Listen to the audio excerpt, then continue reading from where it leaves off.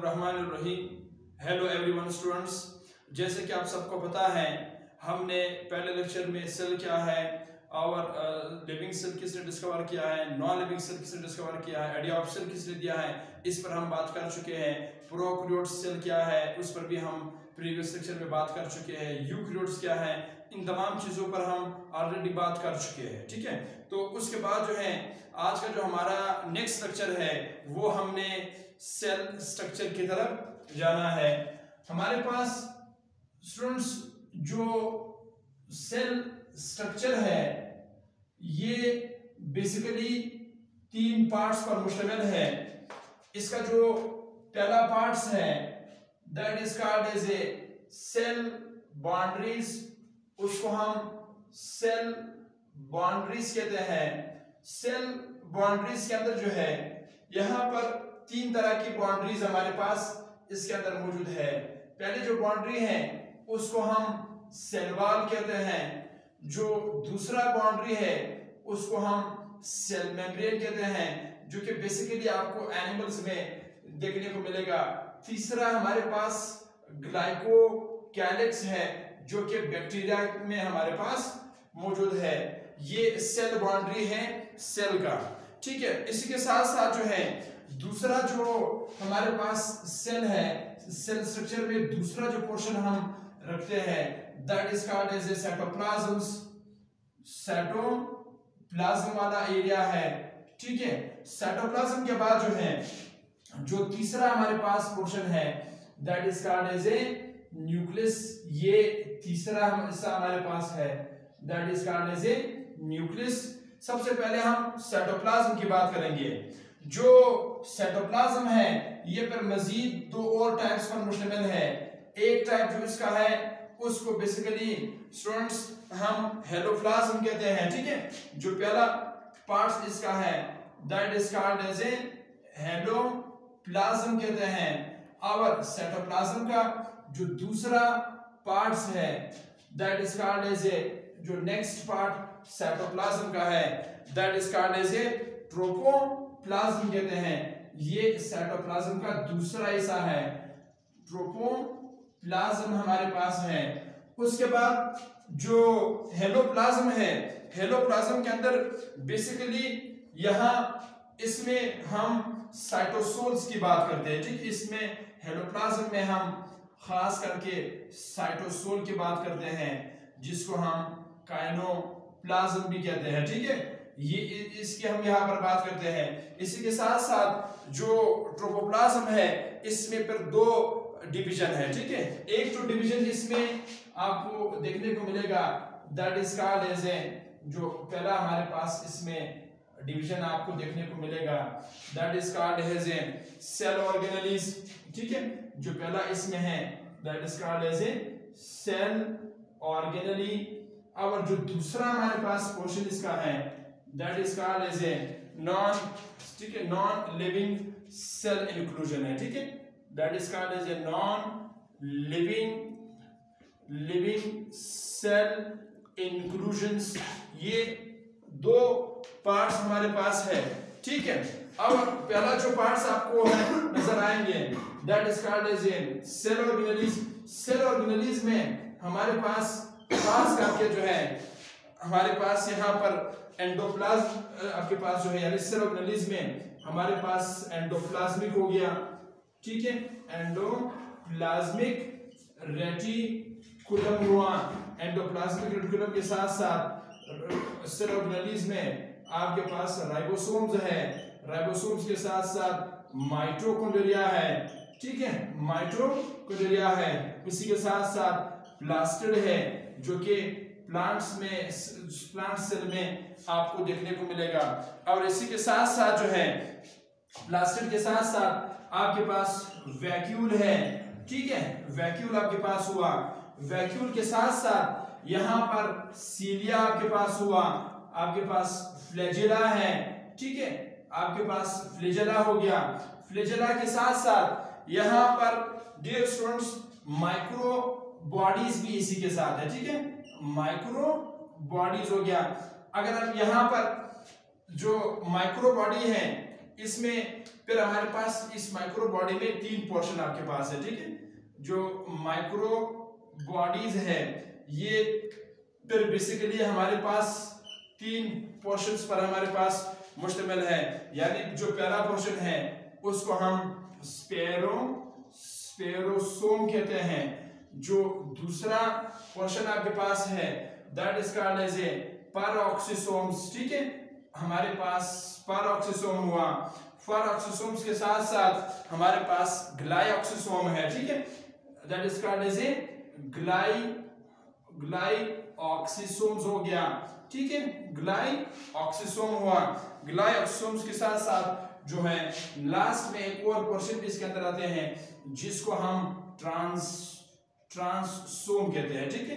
हमारे पास जो लास्ट हिस्सा है that is called as a transosomes. ये पार्ट्स हमारे पास माइक्रो बॉडीज के अंदर मौजूद है। यहां पर अगर गौर किया जाए ये तमाम सेल ऑर्गेनेलिस का पोर्शन है। उसके बाद जो है जो आपके पास नॉन लिविंग सेल इंक्लूजन्स है ये भी डियर स्टूडेंट्स 3 पार्ट्स पर मुश्तमिल है, ठीक है। ये आपके पास it is also consist of 3 parts. ये भी हमारे पास 3 हिस्सों पर जो है वो मुश्तमिल है। इसका जो पहला पोर्शन है उसके लिए हम एक खास वर्ड यूज करते हैं that is called as a reserve products.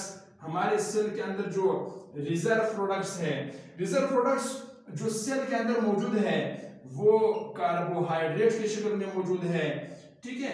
Carbohydrates हुआ, कार्बोहाइड्रेट के साथ साथ आपके पास प्रोटीन है, प्रोटीन के साथ साथ लिपिड्स हो गया, ठीक है। आपके पास जो है वो लिपिड्स हो गया यानी नाइट्रोजनियस बेस्ड हुआ, ठीक है। हमारे पास जो हमारे पास नाइट्रोजनियस प्रोडक्ट है, वेस्ट नहीं सॉरी प्रोडक्ट हमारे पास मौजूद है। और इसी के साथ साथ जो फैट्स और ऑयल है ये भी हमारे पास एज अ रिजर्व प्रोडक्ट जो है वो बेसिकली आपके पास जो है वो क्या है मौजूद है। इसी के साथ साथ जो है दूसरा जो है जो पोर्शन है that is called as a secretory product, ठीक है। जो दूसरा पोर्शन इसका है रिजर्व प्रोडक्ट के बाद जो है दूसरे नंबर पे यहाँ पे आप लोग एडिंग दो सेक्रेटरी प्रोडक्ट्स का, ठीक है। हमारे पास जो है जो सेक्रेटरी प्रोडक्ट्स आपके पास हो गया। सेक्रेटरी प्रोडक्ट्स बेसिकली हमारे पास इसमें हम 2 चीजों की बात करते हैं। एक इसमें हम सेक्रेटरी प्रोडक्ट्स में कलरिंग मैटर की बात करते हैं, ठीक है। हमारे पास जो है वो कलरिंग मैटर आपके पास हुआ, ठीक है। कलरिंग मैटर आपके पास हुआ। कलरिंग मैटर के साथ साथ दूसरा इसी के अंदर जो है हम नेक्टर्स की बात करते हैं। अब कलरिंग मैटर क्या है, नेक्टर्स क्या है, इन एक एक चीज पर हम तफसील से बात करेंगे, ठीक है। सेक्रेटरी प्रोडक्ट्स के बाद जो तीसरा हमारे पास पोर्शन है that is called as a excretory products, ठीक है। हमारे पास जो है जो एक्सक्रीटरी प्रोडक्ट्स है यहाँ इस पर भी बात करेंगे। सेक्रेटरी प्रोडक्ट्स बेसिकली आपके पास जो है मुख्तलिफ किस्म के हैं। जैसे कि यहाँ पर मैं इधर इसको लिखता हूँ, यहाँ पर मैं इसको बिठा के यहाँ पे लिखता हूँ। जो सेक्रेटरी प्रोडक्ट आपके पास है बेसिकली आपके पास मुख्तलिफ किस्म के जो है वो सेक्रेटरी प्रोडक्ट है जो कि नॉन लिविंग इंक्लूजन का जो है वो नॉन लिविंग जो आपके पास जो है सेल इंक्लूजन का जो है वो हिस्सा है, ठीक है। थर्ड पार्ट है that is called as a excretory. मैं यहाँ पर वापस लिखता हूँ तीसरा that is called as a excretory products आपके पास हो गया। जो एक्सक्रीटरी प्रोडक्ट हमारे पास है इसमें मुख्तलिफ हमारे पास पोर्शन है that is called as a पहला जो आपके पास है वो हमारे पास जो है वो अल्कलाइड्स है, ठीक है। अल्कलाइड्स आपके पास हुआ। अल्कलाइड्स के साथ साथ नेक्स्ट आपके पास इसेंशियल ऑयल हुआ, ठीक है। ये तमाम के तमाम जो है वो एक्सक्रीटरी जो है जो सरप्लस मटेरियल है वो हमारे पास है। एसेंशियल प्रोडक्ट्स के साथ साथ गम्स आपके पास हुआ, ठीक है। आपके पास गम्स हुआ, गम्स हमारे पास है। गम्स के साथ साथ लैटिक्स हो गया। These all are called as a excretory products. इसी के साथ साथ हमारे पास जो ऑर्गेनिक एसिड है, ठीक है। ऑर्गेनिक एसिड्स यहाँ पर मौजूद है। और इसी के साथ साथ इस एक्सक्रीटरी प्रोडक्ट में लास्ट में यहाँ पर स्टूडेंट्स रेजाइन्स भी मौजूद है। ठीक है, ये तमाम के तमाम एक्सक्रीटरी प्रोडक्ट्स हैं जो कि सेल के अंदर आपको देखने को मिलेगा। ठीक है, इसी के साथ साथ अब हम लेक्चर्स के दूसरे पहलू तक जाएंगे। एक तो यहाँ पर ये चीज समझना जरूरी है कि ये 3 पार्ट्स पर मुश्तमिल है। हम इंशाल्लाह जब आगाज करेंगे तो पहला आगाज हम सेल वॉल से करेंगे, फिर सेल मेम्ब्रेन के पास आएंगे, फिर ग्लाइकोकैलिक्स के पास जाएंगे, फिर उसके बाद फिर हमें सीधा साइटोप्लाज्म के पास आना है। साइटोप्लाज्म में जो इधर मैंने पहले हेलोप्लाज्म लिखा उसकी तरफ जाएंगे, फिर सेल ऑर्गेनेलिस की तरफ आएंगे। एक एक चीज को सीक्वेंस के साथ जो है वो हम कवर करने की कोशिश करेंगे। इसी के साथ साथ यहाँ पर अब हम सेल ऑर्गेनेलिस में आगे की तरफ जो है मूव करते हैं। जो आपके पास सेल ऑर्गेनेली है उसमें भी हमारे पास फर्क है। बाज ऐसे सेल ऑर्गेनेली हैं जो कि हमारे पास डबल मेम्ब्रेन रखता है, बाज ऐसे सेल ऑर्गेनेली हैं जो कि हमारे पास सिंगल आपके पास जो है मेम्ब्रेन पर मुश्तमिल है। तो यहाँ इस पर भी आपके पास जो है तफसील से बात करते हैं। ठीक है, हमारे पास जो ऑर्गेनेली है, आपके पास जो ऑर्गेनेली है ये हमारे पास हम इसको 2 कैटेगरी में डिवाइड करते हैं। जो पहली कैटेगरी आपके पास है that is called as a, यानी वो सेल ऑर्गेनेलीज जिस पर मेम्ब्रेन है ही नहीं। एक तो ये है, दूसरा वो सेल ऑर्गेनेली जिस पर हमारे पास जो है वो सिंगल मेम्ब्रेन मौजूद है। बाज ऐसी सेल ऑर्गेनेली है जिस पर डबल मेम्ब्रेन मौजूद है। अब जिस पर नहीं है वो कौन सी सेल ऑर्गेनेली है, यानी जिस पर मेम्ब्रेन नहीं है वो कौन सी सेल ऑर्गेनेली है, जिस पर मेम्ब्रेन है, सिंगल मेम्ब्रेन है। बाज पर जो है हमारे पास जो है वो डबल मेम्ब्रेन है, वो कौन कौन सी सेल ऑर्गेनेली है, जरा इस पर बात करते हैं। पहले नंबर पे हमारे पास जो है वो नॉन मेम्ब्रेनियस ऑर्गेनेली है, यानी वो सेल ऑर्गेनेलीज जिस पर मेम्ब्रेन नहीं है। ठीक है, नॉन मेम्ब्रेनियस ऑर्गेनेली है। अब नॉन मेम्ब्रेनियस ऑर्गेनेलीज में हमारे पास राइबोसोम है। ठीक है, पहले नंबर पे ये याद रखिए, राइबोसोम वो वाइस सेल ऑर्गेनेली है जो कि मेम्ब्रेन नहीं रखता। राइबोसोम्स के साथ साथ आपके पास सेंट्रियोल हुआ। ठीक है, आपके पास सेंट्रियोल है जिसको हम सेंट्रोमेर भी कहते हैं।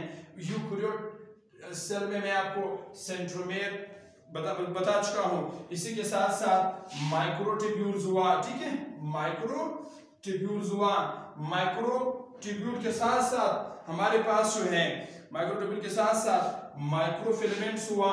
ठीक है, माइक्रोफिलामेंट्स हुआ। माइक्रोफिलामेंट्स के साथ साथ डियर स्टूडेंट्स आपके पास न्यूक्लियोलस है। ये वो ऑर्गेनेलीज है जो कि नॉन मेम्ब्रेनियस है, जिस पर मेम्ब्रेन नहीं है, जो कि आउटर मोस्ट शेल नहीं रखता। See these are called as a non membranous. और एक दूसरा पोर्शन हमारे पास जो ऑर्गेनेली का है जिसको हम मेम्ब्रेनियस ऑर्गेनेली कहते हैं। ठीक है, यानी वो हमारे पास ऑर्गेनेली जो कि मेम्ब्रेनियस हो। ठीक है, that is called as a membranous organelle. अब जो मेम्ब्रेनियस ऑर्गेनेली है इसके फिर 2 तरह के हैं। बाज ऐसे सेल ऑर्गेनेली हैं जो कि सिंगल लेयर पर मुश्तमिल है, बाज ऐसे सेल ऑर्गेनेली है जो कि डबल मेम्ब्रेन पर मुश्तमिल है। तो यहाँ पर हम इसको भी 2 कैटेगरी में डिवाइड करते हैं। एक इसको हम हमारे पास जो है लिखते हैं सिंगल मेम्ब्रेनियस ऑर्गेनेली। एक तो हमारे पास ये है। दूसरे नंबर पे हमारे पास जो है जो दूसरा जो कैटेगरी है that is called as a double membranous organelle. ठीक है, ये हमारे पास डबल मेम्ब्रेनियस ऑर्गेनेली कौन सा है और सिंगल मेम्ब्रेनियस ऑर्गेनेली आपके पास कौन सा है। जो सिंगल मेम्ब्रेनियस ऑर्गेनेली है इसमें पहले नंबर पे आपके पास गोल्गी बॉडी हुआ। ठीक है, हमारे पास जो है जो गोल्गी बॉडी है ये हमारे गोल्गी बॉडी जो है, ठीक है, ये सिंगल मेम्ब्रेन पर मुश्तमिल है। गोल्गी बॉडी के साथ साथ आपके पास एंडोप्लाज्मिक रेटिकुलम हुआ। ठीक है, हमारे पास एंडोप्लाज्मिक रेटिकुलम है। ठीक है, बिल्कुल भी बोर नहीं होना है, लेक्चर को बिल्कुल ध्यान के साथ आखिर तक देखें ताकि आपको एक एक चीज के बारे में इल्म हो। ये पूरी इस चैप्टर का बिल्कुल स्केच्ड है, ठीक है। सो इधर उधर ना देखे, डायरेक्ट जो है वो लेक्चर पे फोकस करें स्टूडेंट्स, ठीक है। तो तीसरा जो सेल ऑर्गेनेली है that is called as a lysosome आपके पास हुआ, जो कि सिंगल मेम्ब्रेन रखता है। उसी के साथ साथ आपके पास वैक्यूल हुआ, ठीक है, वैक्यूल हुआ। वैक्यूल के साथ साथ आपके पास पेरोक्सिसोम हुआ, ठीक है, आपके पास पेरोक्सिसोम है। पेरोक्सिसोम्स के साथ साथ नंबर नेक्स्ट आपके पास जो है जो ग्लाइऑक्सी, आपके पास जो है जो ग्लाइऑक्सिसोम है, ठीक है, ऑक्सीसोम्स आपके पास है। स्टूडेंट्स ये वो हमारे पास सेल ऑर्गेनेली है जो कि हमारे पास सिंगल मेम्ब्रेन रखता है अपने आउटर मोस्ट पे, ठीक है। इसी के साथ साथ जो है बस ऐसे भी हैं जो कि डबल मेम्ब्रेन रखता है। जो डबल मेम्ब्रेनियस ऑर्गेनेलीज आपके पास है, इनमें से पहले नंबर पे आपके पास न्यूक्लियस है, ठीक है। न्यूक्लियस सबसे लार्जेस्ट ऑर्गेनेली है सेल के अंदर, जिसके अंदर डीएनए जो हेरिडिटी मटेरियल है वो इसके अंदर जो है वो मौजूद है। इसी के साथ साथ दूसरे नंबर पे हमारे पास माइटोकॉन्ड्रिया है, ठीक है, माइटोकॉन्ड्रिया है। तीसरे नंबर पे जो हमारे पास ऑर्गेनेली है that is called as a plastids. अब जरा आप लोग मेरी बात गौर से सुने। जो न्यूक्लियस का, क्योंकि न्यूक्लियस हमने कहा भाई ये डबल मेम्ब्रेन पर मुश्तमिल है, न्यूक्लियस का जो बिल्कुल जो इनर मेम्ब्रेन है, ठीक है, जो इनर मेम्ब्रेन है, गौर से मेरी बात सुने। इनर मेम्ब्रेन न्यूक्लियस का जो है वो उसमें पोर्स मौजूद है, ठीक है, उसमें न्यूक्लियर पोर्स मौजूद है। और न्यूक्लियस का जो बाहर वाला लेयर है, जो आउटर मोस्ट लेयर है, वो स्टूडेंट्स या मेम्ब्रेन है वो स्मूथ है, ठीक है, वो क्या है आपके पास स्मूथ है। तो हम ये कह रहे हैं कि ये क्या है that is called as a smooth आपके पास हुआ। तो इसका जो अंदर वाला है वो पोर्स रखता है, न्यूक्लियस का जो अंदर वाला मेम्ब्रेन है, बाहर वाला जो है वो स्मूथ है। जबकि जो माइटोकॉन्ड्रिया है उसका जो इनर मेम्ब्रेन है वो फोल्डेड फॉर्म में होती है, ठीक है, फोल्डेड फॉर्म में होती है। जबकि इसका भी जो आउटर मोस्ट लेयर है वो बिल्कुल स्मूथ होती है, वो फोल्डेड नहीं होता। जबकि जो प्लास्टिड है, प्लास्टिड में एक बात आप लोग याद रखें, प्लास्टिड में हमारे पास इसकी जो दोनों मेम्ब्रेन है, चाहे वो आउटर मेम्ब्रेन क्यों ना हो या इसके इनर मेम्ब्रेन क्यों ना हो, ये दोनों हमारे पास जो है वो क्या होती हैं स्मूथ होती है, ठीक है। तो ये भी फर्क जो है आप लोग अपने दिमाग में याद रखें। इसी के साथ साथ हमारे पास जो लास्ट में एक और चीज भी हमने समझना है कि आप जो है कल इंशाल्लाह जो है हम इस लेक्चर में सबसे पहले हम आगाज करेंगे सलवाल से आगाज करेंगे। दूसरा जो अहम चीज आपने समझना है वो ये है कि बायोलॉजी में आपको इस चीज की कंसेप्ट भी समझ में आनी चाहिए कि सिंगुलर और प्लूरल का जो कॉन्सेप्ट है वो किस तरह है, वो आपके पास जो है वो किस तरह है कि सिंगुलर आपके पास किस तरह है। यानी अगर किसी वर्ड्स के आखिरी में बास इस तरह के कुछ टर्म्स होती हैं जो कि जिसके लास्ट में हमारे पास कुछ आपके पास ऐसे वर्ड्स आते हैं, जैसे कि सिंगुलर के हम कुछ सफिक्सेस यूज करते हैं, जैसे कि आपके पास यूएम है, इस तरह वगैरह कुछ सफिक्सेस हैं जो कि हम यूज करते हैं। जरा उन सफिक्सेस के ऊपर भी बात करते हैं कि वो सफिक्सेस किस तरह होती हैं और हम इसको कैसे समझ सकते हैं। तो यहाँ पर आप लोग एडिंग दो कॉन्सेप्ट ऑफ, यहाँ पर आप एडिंग दे दो स्टूडेंट्स कॉन्सेप्ट, हमारे पास क्या है concept of singular and plural words. Singular और प्लूरल वर्ड्स की जो कॉन्सेप्ट है जरा उस पर भी बात करते हैं। देखिए हमेशा एक बात याद रखिए स्टूडेंट्स, बाज बायोलॉजी में ऐसे वर्ड्स हैं जैसे कि आपके पास जो है यूएम है, ठीक है, आपके पास यूएम है, बाज ऐसे वर्ड्स होते हैं जिसके आखिर में यूएस आते हैं, ठीक है, बाज ऐसे वर्ड्स हैं जिसके आखिर में आई यूएम आते हैं, बाज ऐसे वर्ड्स हैं जिसके आखिरी में ओ एन आता है, ठीक है, आपके पास ओ एन आता है, बाज ऐसे वर्ड्स हैं जिसके लास्ट में IS आता है, ठीक है। यहाँ पर ये सारे जितने भी वर्ड्स आपके पास है हम लिखते हैं IS आते हैं। बाज आपके पास ऐसे हैं जिसके आखिरी में आपके पास AN आता है, ठीक है। अगर आपको ये वर्ड्स देखने को मिला तो आप हमेशा अपने दिमाग में स्टूडेंट्स ये आपने याद रखना है, किसी वर्ड्स के आखिर में ये वर्ड्स आ गए तो that is used for singular words, भूलना नहीं है। It's very important for you all of them, that is called as a singular. अच्छा, यहाँ पर आप यूज्ड फॉर सिंगुलर वर्ड्स, तो ये सिंगुलर के लिए यूज होते हैं। जैसे कि यहाँ पर मैं कुछ वर्ड्स लिखता हूँ, ठीक है, हमारे पास जैसे मैंने पहले लिखा है UM है, जैसे कि यहाँ पर हम लिखते हैं बैक्टीरियम, ठीक है, यहाँ पर UM आ गया। दूसरा आपके पास फंगस है, आखिर में USR है, तो ये क्या है, सिंगुलर वर्ड्स हुआ। जैसे कि आपके पास यहाँ पर IUM आखिरी में आ रहा है, ठीक है। यहाँ पर डियर स्टूडेंट्स लास्ट में यहाँ पर आपके पास जो है वो IUM आ रहा है, जिसमें हमने यहाँ पर ऑलरेडी डिस्कस किया है, ठीक है, बैक्टीरियम का। उसके बाद जो है फंगस का डिस्कस किया। उसके बाद नेक्स्ट आपके पास ON की बात करते हैं, माइटो आपके पास कॉन्डेरिया हुआ, ठीक है, माइटोकॉन्ड्रिया सिंगल है तो माइटोकॉन्ड्रियन होगा। ON आपके पास आखिर में US आपके पास आया। इसी के साथ साथ हमारे पास जो है जैसे कि यहाँ पर IS लिखा है, जैसे हम लिखते हैं आपके पास टेस्टिस आपके पास हो गया, ठीक है, हमारे पास IS टेस्टिस हो गया जो कि सिंगुलर वर्ड्स है। इसी के साथ साथ हमारे पास लास्ट में यहाँ पर AN आपको नजर आ रहा है, that is called as a protozoan, ठीक है। ये हमारे पास प्रोटोजोन के लिए आपके पास ये वर्ड्स हम यूज करते हैं, ठीक है, प्रोटोजोन OANS, ठीक है, ON आपके पास प्रोटोजोन जो है वो यहाँ पर नजर आएंगे, ठीक है। ये बेसिकली आपके पास यूज होते हैं फॉर सिंगुलर वर्ड्स, जो कि हम इसको यूज करते हैं फॉर सिंगुलर वर्ड्स के लिए हम यूज करते हैं।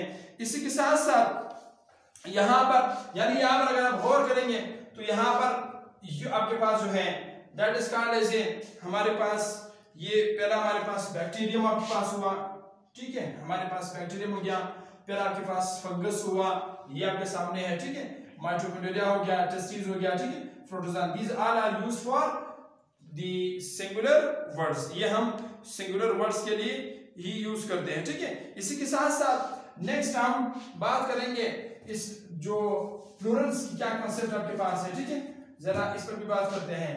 नेक्स्ट आपके पास प्लूरल वर्ड्स की जो कॉन्सेप्ट है वो किस तरह होगा, ठीक है।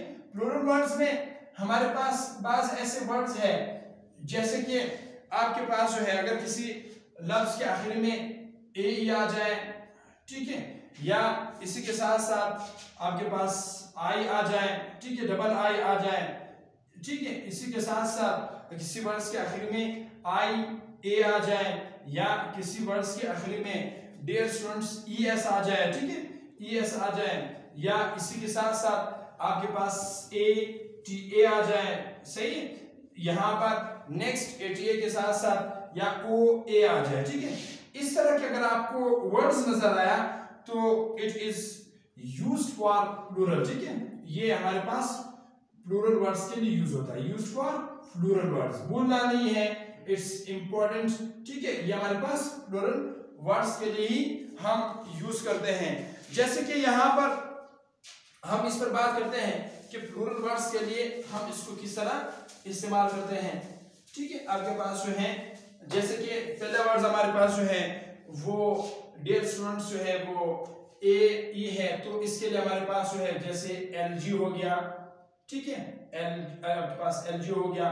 LG के साथ साथ यहाँ पर डबल I है, जैसे कि हमारे पास YRI है, ठीक है, YRI आपके पास हुआ, YRI के साथ साथ नंबर नेक्स्ट आपके पास यहाँ पर लास्ट में आपको IA नजर आ रहा है, that is called as a bacteria, जो कि प्लूरल है, बैक्टीरियम उसका सिंगुलर है। इसी के साथ साथ हमारे पास यहाँ पर आपको ES नजर आ रहा है, ठीक है, that is called as a testis, ठीक है, टेस्टिस। अब ये तमाम के तमाम वो वर्ड्स हैं जो कि प्लूरल है। इसी के साथ साथ यहाँ पर ATA आपको नजर आ रहा है, ठीक है, दैट जिसके लिए हमारे पास यहाँ पर हम एक हमारे पास आर्थ्रोपोड्स है जिसको हम मैंडी बिलोटा कहते हैं, ठीक है, मैंडी बुलेटा आपके पास जिसके आखिरी में ये वर्ड्स आपके जो है नजर आ रहा है। यहाँ पर लास्ट में आपको ये इसके हवाले से यहाँ पर एक और भी आप साथ में ऐड कर सकते हो, जैसे कि किसी लास्ट वर्ड्स में स्टोमेटा आता हो। इसी के साथ साथ लास्ट में यहाँ पर आपको ओ ए नजर आ रहा है, ठीक है, जैसे कि नंबर 6 यहाँ पर